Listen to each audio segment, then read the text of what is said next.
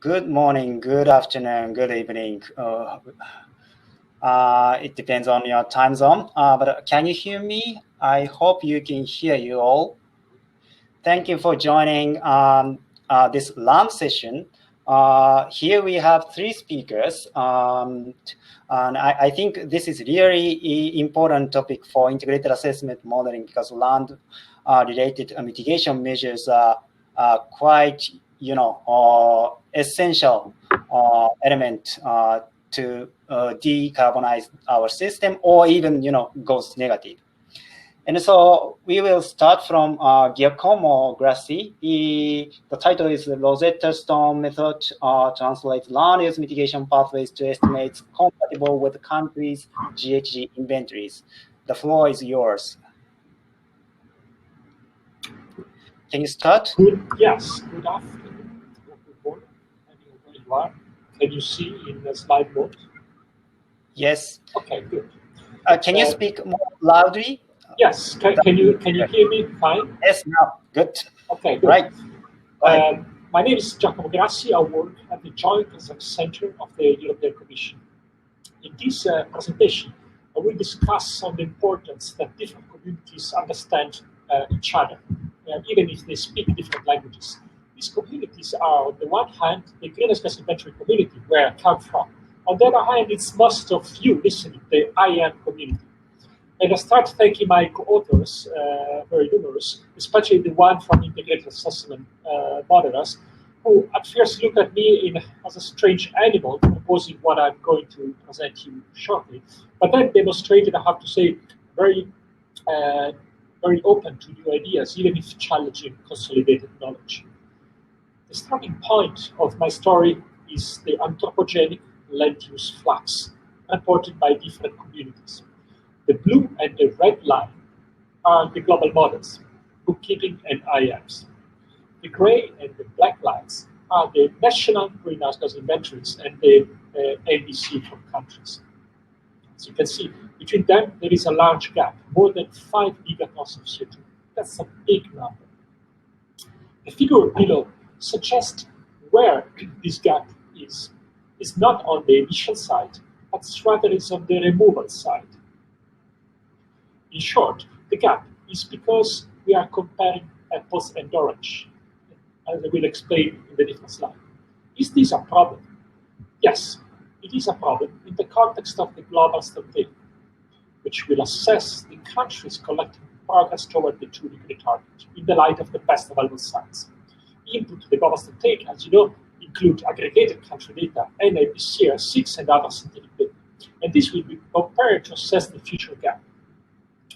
So for the ideally, we should have the situation on the left, where historical scientific benchmark and country data match, so that the global strategy can assess accurately the future gap. But the situation in which we are now is rather this graph on the right, where we have a gap in the historical period, so that the future gap cannot be assessed in an accurate way. In other words, the global strategy absolutely requires compatibility, something that we do not have now from the land sector. So why we are comparing apple and oranges? There are two main reasons. I start with the first reason, which is how environmental change are considered. Environmental change, even called indirect land use effects. On the left side, the anthropogenic land CO2 fluxes by IAMs typically include only the CO2 flux due to direct effects. Direct effects include land use change, harvest, and regrowth. This model do not consider as anthropogenic the environmental changes, also called indirect effects, such as the impact of CO2 concentration, temperature, precipitation, and nitrogen deposition. In contrast, on the right, the national greenhouse gas inventories consider anthropogenic both direct and, in most cases, indirect effects. I leave from the discussion if you're interested in why countries do that. I mean, they do follow their own IPCC guidance, and why they can hardly disentangle direct and indirect effects. Now, let's focus on the solution, which is the bottom part of the graph. The solution involves including also the DGBM in the equation. These models, as you know, are capable of estimating spatially the indirect effects. The solution we propose implies summing up conceptually the direct effects from IAMs to the direct effects from DGDR. The resulting adjusted model result sum is conceptually more comparable to national reference inventories above. The second reason of discrepancy is in the area of managed forest. Compared to IAMs, which consider managed only area recently subject to harvest, national reference definition of managed forests is much broader, include also area with low intensity harvest or protected areas. The result of these two differences is quite amazing. You can see at global level that the area that the IAMs consider managed is about 6 times smaller than national reference inventory. And remember from the previous slide that on this bigger area, countries consider also indirect effects as anthropogenic. You can easily understand why estimates differ so much. Since national reference inventory do not provide maps for the managed forest, our solution needed to find a proxy for which we have maps. And we found a good proxy, that is the non-impact forest. This comes from a database developed by Hansen Group, well established in other communities. It is essentially intact forest, the area with remotely sensed sign of human activities, such as road network. This proxy worked well both at global level, as you can see here, and at a regional level. So non-impact forest is a good spatially explicit proxy for what countries consider managed forest. This map gives you an idea or the difference between what IAM consider managed in red and in the case of image, and what is the non-impact forest map in yellow, which is a good proxy of what countries consider managed. So to summarize, the two communities have different scopes, different approaches to identify anthropogenic sinks. I don't think that we can say that one approach is superior to the other. It's really the context and the methods that are different. In practice, countries include the impact of environmental change, so-called the indirect effect and CO2 fertilization effect, on a much larger area of managed forests considered IAM. We are somehow in the situation of this comic, and this mismatch is risky because it hampers comparability at the global scale. We really need a solution urgently, and the solution that we propose is to add the sink estimated by the GBM from non-impact forest to the regional young pathways. The graph shows different scenarios, the sink due to indirect effects on land, on all forest, and on non-impact forest, which is what we are interested in. So essentially, we are interested in the light gray line here. This graph shows the original estimates from IAM with the 5 gigatons gap. Of course, there are a lot of difference between various IAM. We used the 5 IAMs indicated in the previous slide. So essentially, what we do in our solution is take the green line above, the indirect effects from non-impact forest, and add to the individual young estimates below. And you can see that the result is not only that conceptually it's more similar, but also we are similar from a quantitative point of view. This figure shows that our proposed adjustment of IMs and anthropogenic land fluxes makes the results comparable to the greenhouse gas emission approach at both the global level, but also for AMS1 and non-AMS1 level, and quite well also for individual regions. In our words, our method is a sort of Rosetta Stone that translates land use mitigation pathway to estimates compatible with natural gas inventory.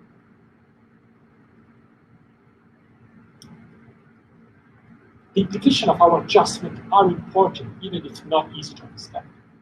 The left panel summarizes the mismatch. Panel B in the center shows that the sink from indirect effects from non-impact forest, which is conceptually included in countries report but not in IAMs. And the right panels add these effects to the original IAM results.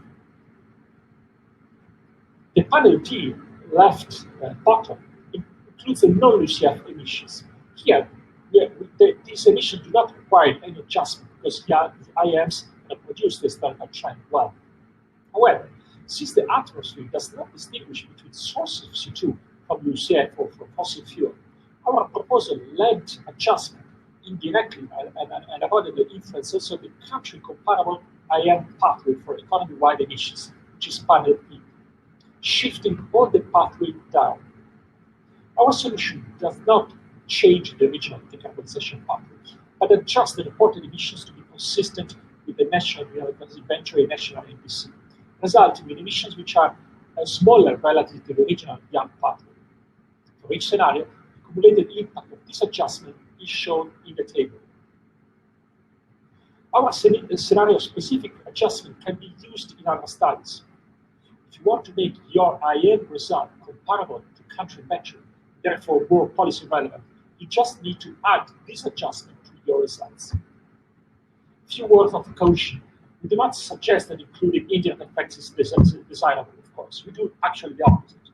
Our approach is not the final method to fix the problems, but it's just a pragmatic fix to ensure comparability during the development. Of course, many aspects need to be improved, including improved projection for the future scenes. In conclusion, the current large gap between what IAMs and what countries consider anthropogenic land flux hampers comparability in the global standard. We propose a Rosetta Stone solution to translate IAM result to the country's definition, reconciling the gap at global and regional level. Our scenario-specific adjustment allow to make country-compatible benchmark that would like good comparison.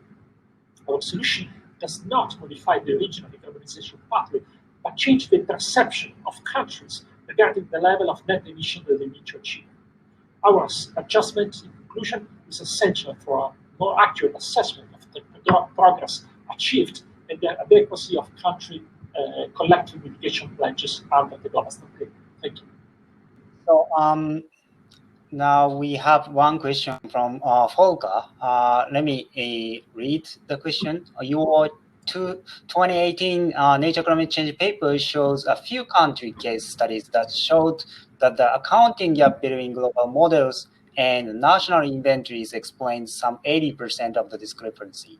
I recall they also being the case for China, but then in the second BUR, roughly BUR, what's that? BUR. Yeah, I know. Roughly double the land sink reported by China. Does your new analysis that improves accounting of managed forests help closing this new gap? Okay, let me try to read again this point once. First of all, our analysis, even this last analysis, it is at global level. We want to mirror what it is expected to occur at the global static. The global static is very clear that will not enter into specific country comparison, but will be a collective effort. Then once the gap will be established, of course, countries will need to negotiate who does what. We will provide, in a paper that will be hopefully published soon, we will provide some country example of the discrepancy and how this method may help reconcile. Of course, this method is not the silver bullet in all cases, and the country-specific analysis would require a level of accuracy in the data which is greater than what we used here. For example, here we used the management proxy, the non-impact forest as a good proxy for what countries consider managed, and it is a good proxy at global and regional level, but for individual countries do not necessarily work. This is, for example, a case of China. In China, it's a case where the approach I showed here should be further assessed. We should enter in detail into country-specific data and the model-specific assumption of this country. All right. Thank you. Yeah, now it's already 15 minutes. And we have, sorry, I didn't mention, but we have a discussion time at the end. So let's discuss further if you have any further questions. So thank you, Giacomo. Let's move on to the next speaker, Leon MERFORT. The title is Bioenergy-related co-emissions in climate change mitigation scenarios with sectorally fragmented policies. Yeah, hello. Welcome everybody to my presentation with the title Bioenergy-induced land use change emissions with sectorally fragmented policies. I will briefly motivate my study. So the problem has been known for quite some time now. So IAMs generally project a very high demand for bioenergy. But on the other hand, we see that regulating land use change emissions is perceived to be very difficult. And this leads to this long-known problem here. I show this study from Weiss et al. From 2009, that the demand for bioenergy actually counteracts energy side mitigation through enormous land use change emissions. You see this strong leakage of emissions from the energy sector to the land use sector if there is no regulation in the land use sector. What I want to show now, I want to show an analysis of alternative demand and supply side policies, and I compare these on the bioenergy-related impacts to total and specific land use change emissions. I use the Remind Magpie coupled system using SSP2 assumptions and a CO2 budget of 1300 gigaton that is reached in every scenario. And I have two benchmark scenarios. So the first one is the one with a uniform carbon tax, both on energy system related emissions and terrestrial carbon. And the other benchmark is the one where land use regulation is completely missing. Then I have a scenario with supply side policies adapted. So basically a partial land use tax where the land use sector only sees a small fraction of the energy tax level. Then I also compared scenarios where there's no tax in the land use sector on emissions, but we have land protection schemes, for example, forest protection. And on the other hand, we investigated some demand side policies. So if we assume that we can't manage to directly price emissions in the land use sector, we could say, okay, we give bioenergy directly a tax in the energy sector based on the emission factor that is associated with it. But the problem is that biofuel emission factors are highly uncertain. So we try out different tax levels and see how such a tax unfolds and changes the impact of bioenergy. All right, for assessing the impact of bioenergy, we use a counterfactual scenario where bioenergy is, somehow my presentation is gone. Do you still see my presentation?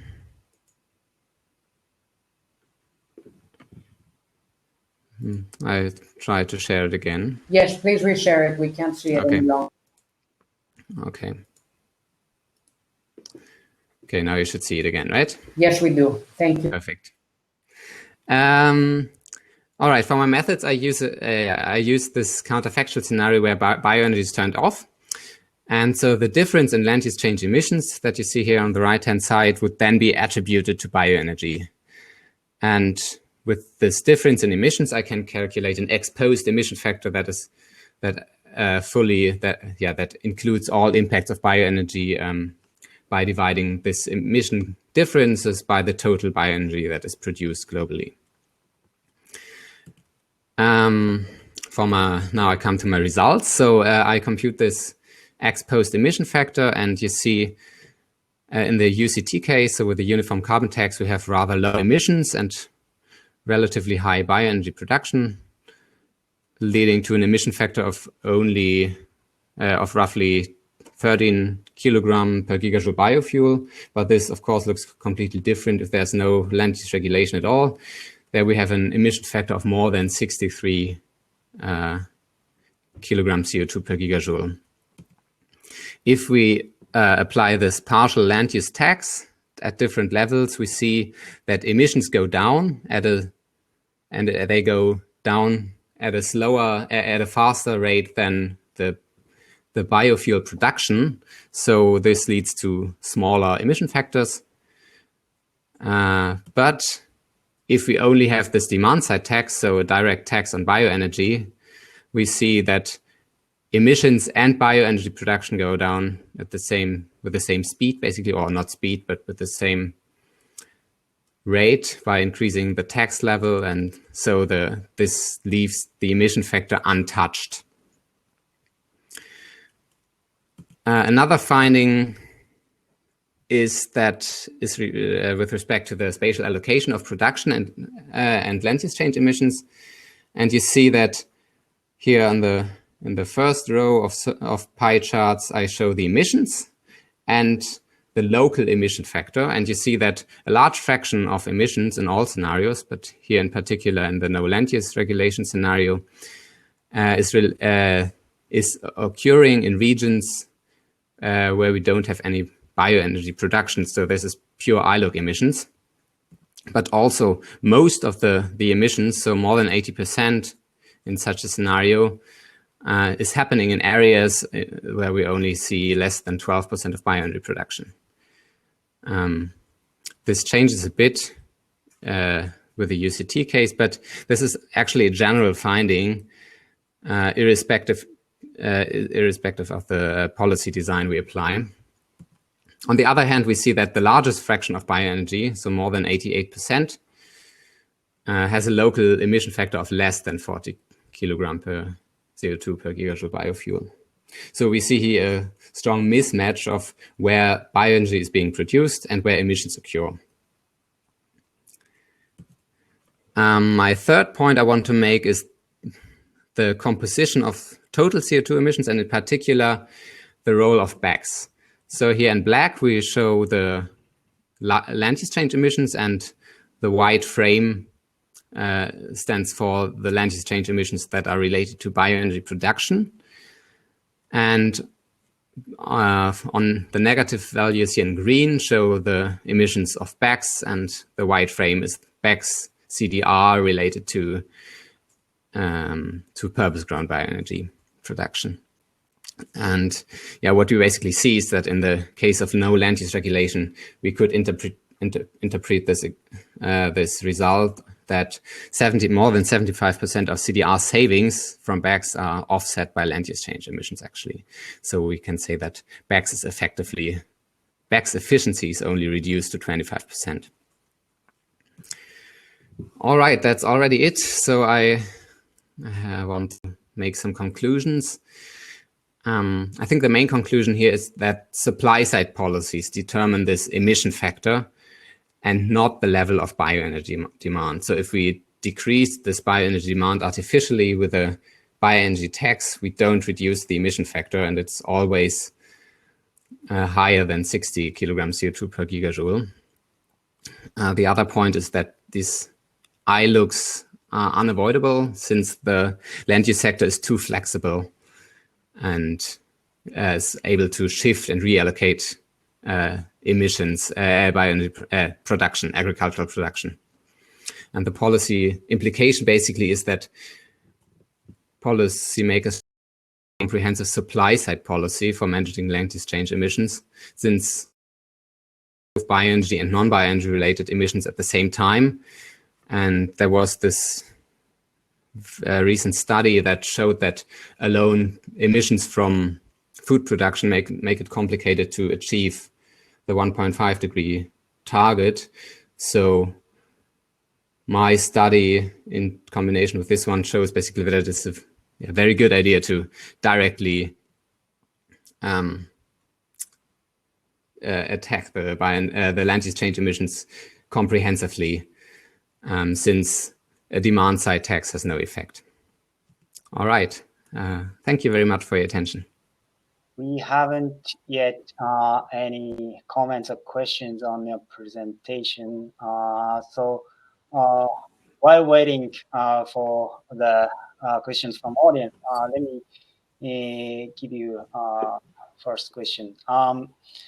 So I think it's really interesting study. And my first question is related to afforestation, how it interplays with bioenergy cultivation and afforestations. I mean, in my study, in those scenarios where we don't have the land use tax activated, so where there's basically no incentive for afforestation. But of course, in the scenario with a uniform carbon tax, we see afforestation in combination with bioenergy. But as soon as bioenergy, the large demand for bioenergy definitely limits the level of afforestation. But I must admit, I didn't look too much into afforestation since the bioenergy land use change emissions are dominating the whole picture here. Okay, so you mean afforestation may happen to some extent, but the power of the bioenergy demand is much stronger than afforestation power. Yes. From the results. Yes. You can get some. I mean, in particular, if we don't have an incentive for afforestation. Yeah. Well, but pricing on carbon stock on land, it may give some incentives to plant new trees, and thus I wonder if they fully compete with bioenergy crop and trees, and then what will happen? Yeah, but I hope you will have some look into that direction. Yeah, thanks for the comment. I will definitely check this. Still no questions so far. It looks very good presentation, so everybody can understand. And my second question is the time frame actually. So as you mentioned, Beck's carbon sequestration some of them would be offset by land use change emissions, but yes. As long as we have storage capacity and take the longer framework than until 2100, then the Beck's advantage would be larger. Yes. Can you understand what I mean? Sure. And so, I guess you're now your study is covering until 2100, but if we foresee beyond that, then what would happen? Yeah, sure, but I mean, then X would be much higher, and land use change just occur once when the cut trees. Yes, sure, but this is highly speculative. So I mean, first we would have have the risk that there's a large overshoot in temperature if we have so many upfront emissions. And already the time frame until 2100 leaves us with a high carbon debt, actually. So if we only look at the emission factors until 2050, they are much higher, and so we are basically locked in a situation where we need to do BECCS until the end of the century and even longer in order to remove the emissions we released upfront. Yeah. But of course, if you increase the time frame, then the emission factor is decreasing with every decade. Okay, all right. So seems no further questions. So let's move on to the next speaker. Thank you very much. Yeah, thank you. You're welcome. So the next speaker is Gerd ANGELKORTE. The presentation title is Implementation of Integrated Cropland-Livestock-Forestry Systems in a National IAM. So thank you, Dr. FUJIMORI.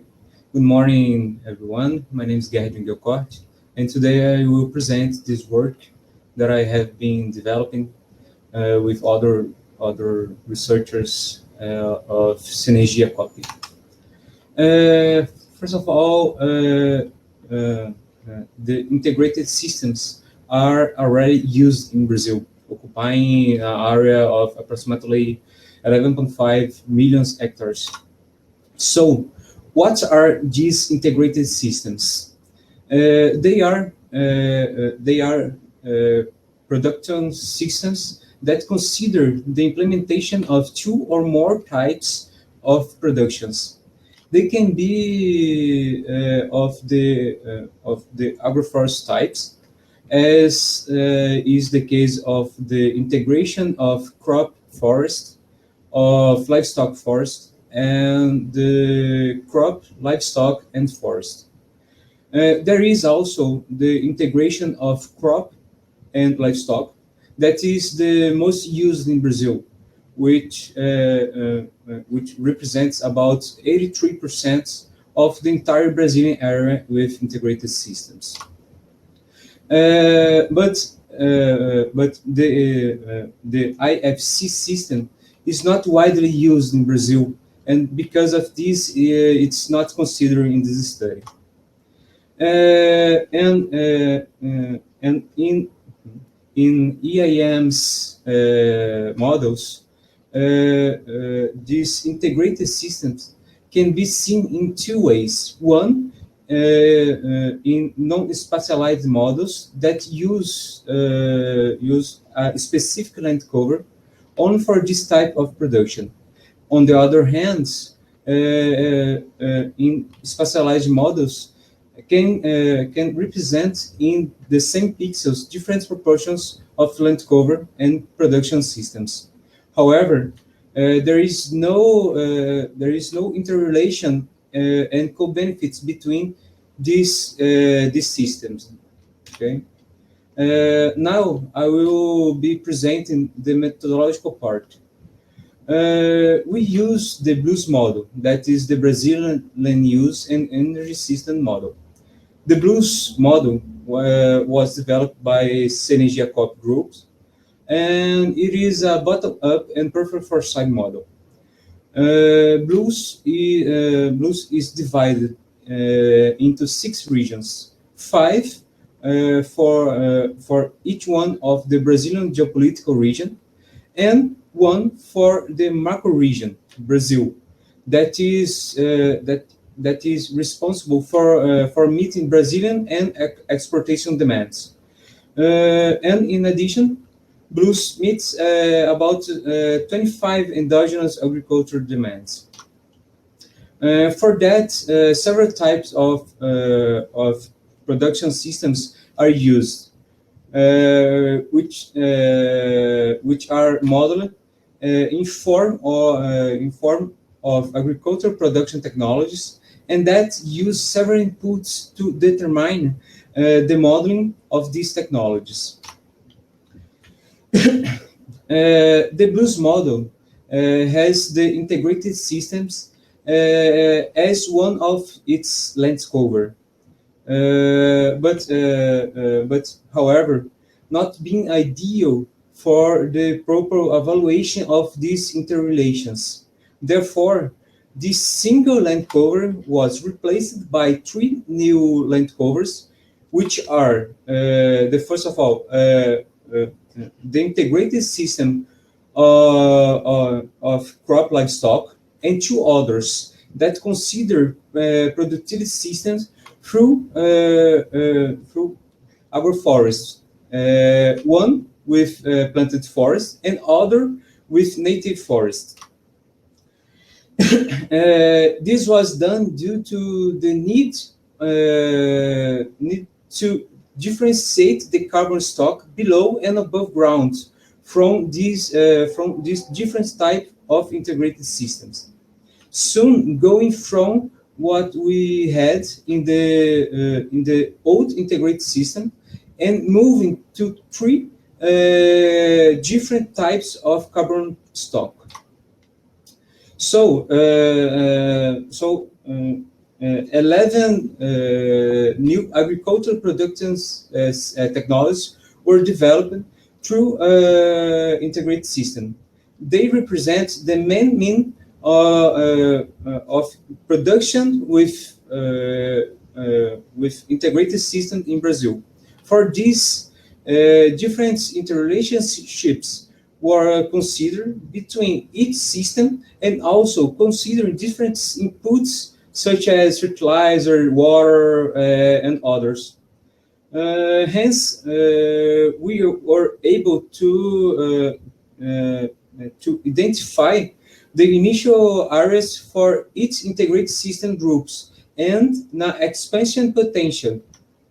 This potential took into account mainly what it is already observed in Brazil, and also the difficulties of implementation of its system, such as the lack of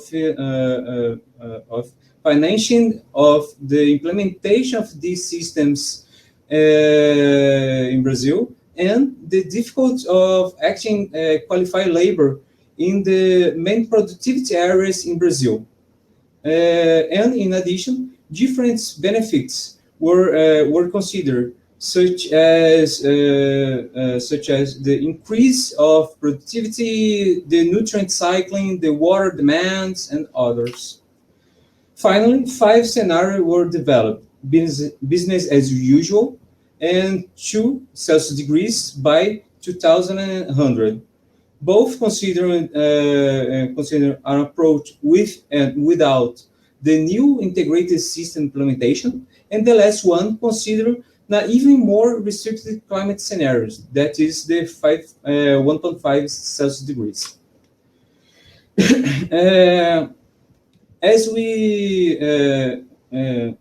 As we analyze the results, that shows the change between 2010 and 2050. We can see that it is possible to verify that from the very beginning, the model began to implement significant amounts of integrated agroforest systems with planted forests, requiring smaller expansions of degraded pasture areas. And now, if we compare the 2 Celsius degree scenarios, we can see that the system Iclf won't perform lower conversions of land use and deforestate smaller amounts of native forests and savannas. It's also did not require higher conversions of degraded to recovered pasture in order to stock carbon in the land as it is done previously. And if we get a closer look at the Iclf scenarios, we can see that all production technologies were used by the model. Some technologies have proved to be fundamental for climate scenarios, such as the ICL of soybean in rotation with sugarcane and cattle, the ILF of cattle with planted forests, and the ICLF of soybean in rotation with maize along with cattle and planted forests. Here in this graph, we can see that the production systems have undergone a process of increasing complexity over the period of analysis, as the integrated system with only 2 actors giving room for greater penetrations of complete integrated systems. Also, the ICLF with natives becomes important to climate scenarios. Okay? And another interesting aspect is the increased demands for advanced biofuels with bags that can be perceived by the importance of the sugarcane and soybean technologies in the 2050 scenarios. Therefore, we can highlight that the Iclf scenarios and technologies in IAMs proved to be economically important as well as environmentally relevant due to its large-scale implementation in climate-constrained scenarios, and its penetrations helps to increase the sustainability of Brazil's agriculture, particularly in fragile biomes such as the Amazon, and by achieving some of the SDGs like local sustainability, reduction of land degradation, and increase of local biodiversity. Thank you, everyone, and I appreciate the opportunity to be here today. And if anyone has any question, please feel free to get in contact with email or social media. And thank you very much for the attention.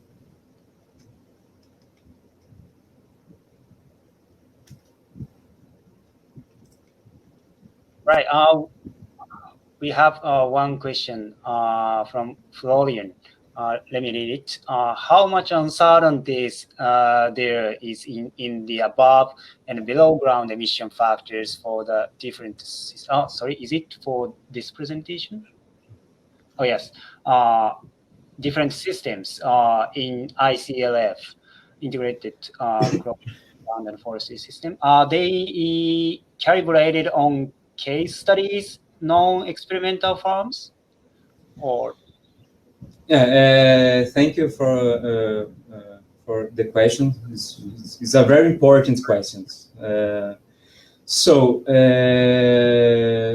These emissions was calculated by other papers, other researchers, and use the more relevant literature existing in Brazil, that is Embrapa and other governmental organizations. But it is necessary to try to understand if this calibration is correct or not.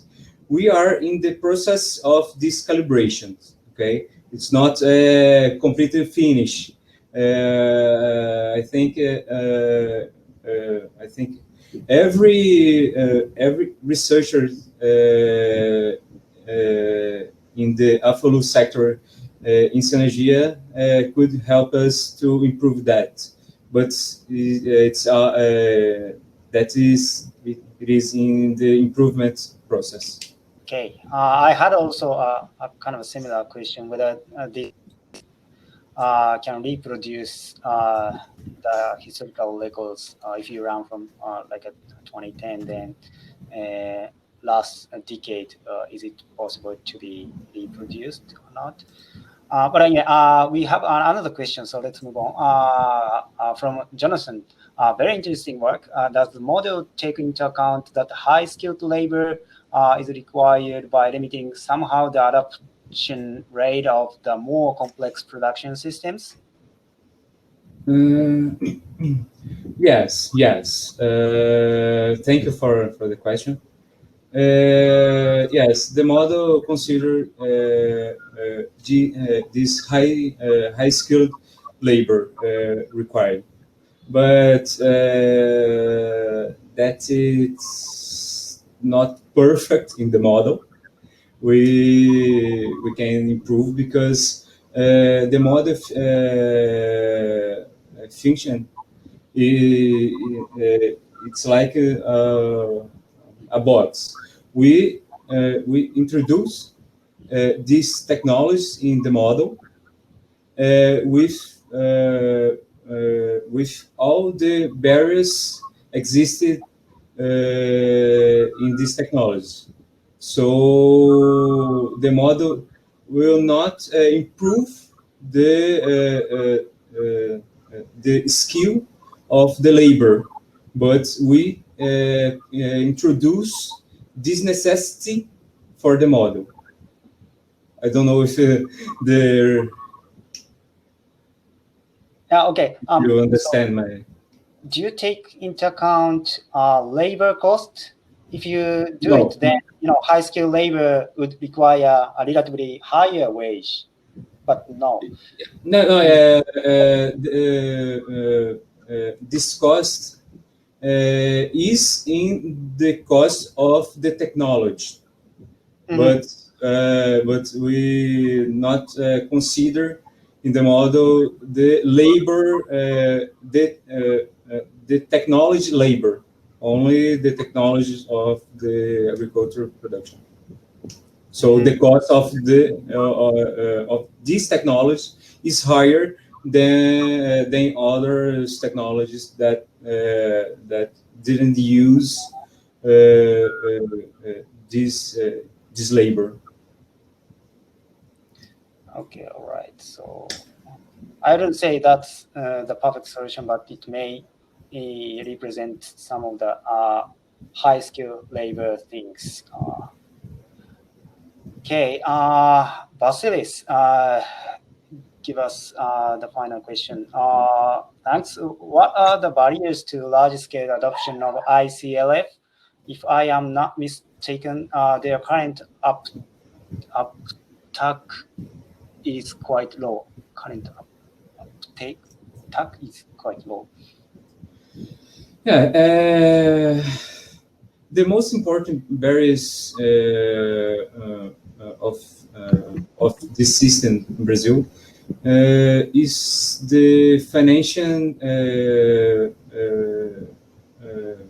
problem, because this technology needs a very high investment. So, the producer needs someone to give money to him to do that. And other barrier, very big, very huge, is the labor, because in some regions in Brazil, you really don't have this type of labor for big farmers, for example. So for me, the biggest barriers is the financial and is the labor. Yeah, thank you very much. It's already 20 minutes past. Yeah, I think so. Thanks again to all speakers now, and let's move on to the general discussion slot.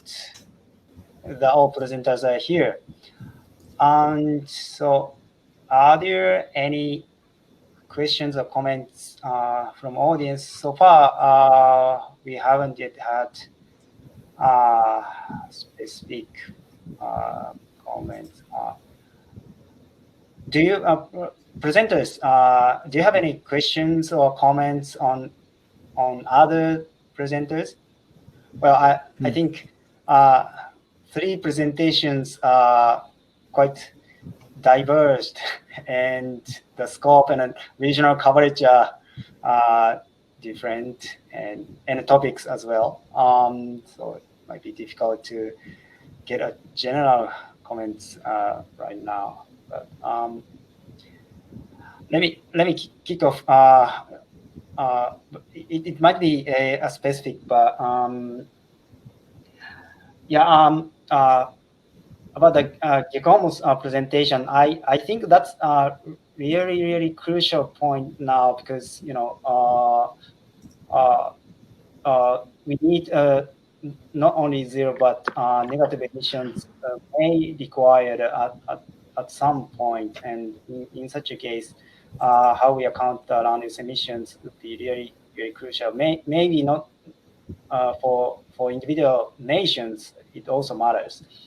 And so I wonder whether current UNFCCC or inventory guideline is going correct way, or do we actually in from the research point of view, will it be needed to change somehow the accounting methodology for national inventories? Okay. Thank you for the question. I think a background that due to lack of time, I didn't provide in my talk is that what countries do is not necessarily for their interest or because they invented something which was convenient for them. In late year 2000, the UNFCCC formally asked the IPCC if they could develop methods to separate the direct, indirect, and natural effects from estimates. The IPCC gathered officially 3 times in 2002, 2003, and 2009. In that case, the purpose was not to develop fancy models that researchers could use, useful and complex and accurate models, but to develop methodology that could be applicable by all countries. You may know that IPCC developed tiers for methods used by country. Tier 1 uses emission factors which are standardized. Tier 2 is a bit more sophisticated country numbers, and Tier 3 is model. The problem is that IPCC was tasked, the IPCC task force on inventory. As you know, there is working group 1, working group 2, working group 3 of IPCC, and then in Japan there is the task force on greenhouse gas inventory, which is the 4th leg of the IPCC. So this branch of IPCC was tasked to develop methods that all countries in the world use to develop their inventories. For 3 times, the IPCC, including the old scientific community, answered that it was not possible to develop widely applicable methods for countries to separate direct and indirect effects. So they developed the concept of managed land. Essentially, the message is each country defines the land that is managed according to a broad definition, which is a land that fulfills social, ecological, and economic function. So essentially, most of the land in countries are managed, except unmanaged land is largely in Brazil, in Canada, and Russia. But for the other countries, most is considered managed. And this is a country definition that has to be applied consistently over time. The problem is that countries cannot, most of the inventories rely on national forest inventory. When you measure a biomass stock in 0.0, then you make a difference with 0.1. You have the whole difference of biomass, and the whole sink, net sink. You're not able to distinguish if it is direct or indirect. So with the IPCC, recognize that with direct methods, direct measurements, which is what countries use in their statistics, it's very difficult, even impossible, to separate direct and indirect effects. So this is the background why it is, I would say, almost impossible that countries will change this approach, which has been approved by 3 different official FCC guidance and officially endorsed by the FCC. Okay, thank you. Now I wonder, okay, thank you. And then I wonder, how about the national modeling activities? For example, Gerd, Brazil example.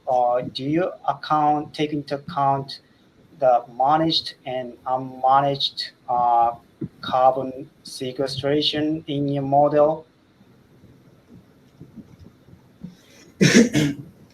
Yes, we are trying to upgrade all of the carbon sequestration in the model, and step by step we are activating these targets. So we have. And are there any difficulties to match with national inventory emissions amount with your model estimates, land-related emissions? Was it easy? No, this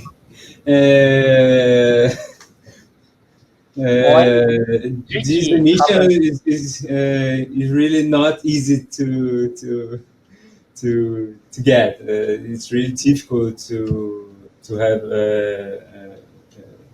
data is really good here. We have some problems with some governments, so it's really difficult to have the data is very clear. So my suggestion is that in these cases, of course, I understand that our study was global level, but of course the interest is that to focus on national level, which would be the following step.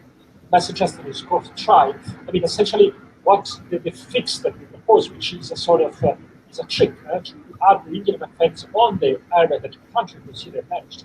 In the case of Brazil, right, if I'm wrong, but about half of the land, the forest area in Brazil, which is nearly 500 million tons of CO2, nearly half is considered managed in the inventory.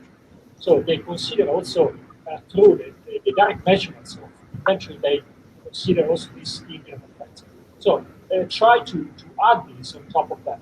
In the vast majority of cases, we have seen that it helps. Of course, you need to understand better which are the reasons of discrepancy. There could be, of course, this issue of indirect effects on managed land is not the only reason of discrepancy. There are many other reasons of discrepancy, which sometimes confound and they compensate each other.